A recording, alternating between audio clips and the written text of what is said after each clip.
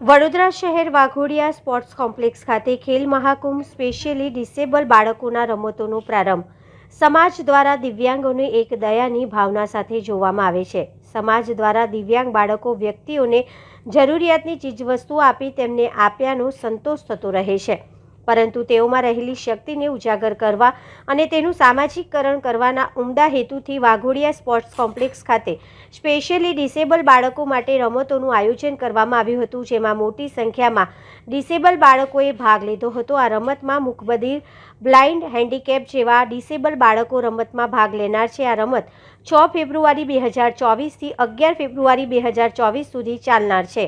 Waghodia sports complex ખાતે specially disable બાળકો માટે રમતનો પ્રારંભ કરવામાં આવ્યો હતો। આપણને હર હંમેશ મદદરૂપ થતા, ગાઈડન્સ આપતા અને અમને કામ કરવા માટેનો પ્રોત્સાહન આપતા કાઉન્સિલર શ્રી આશીષભાઈ જોશીનો ખૂબ ખૂબ આભાર માનું છું।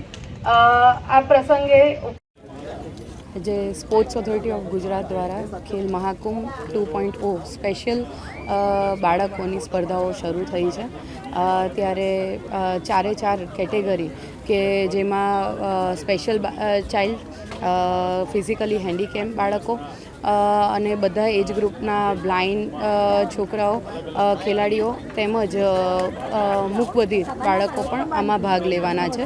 આવનારા 11 તારીખ સુધી આ સ્પર્ધાનું આયોજન વાઘોડિયા રોડ સ્પોર્ટ્સ કોમ્પ્લેક્સ ખાતે થનાર છે। આજે શરૂઆત જ્યારે થવા જઈ રહી છે ત્યારે higher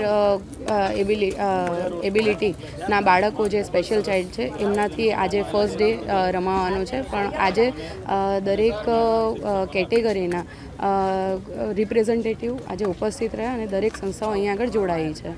thank you so much.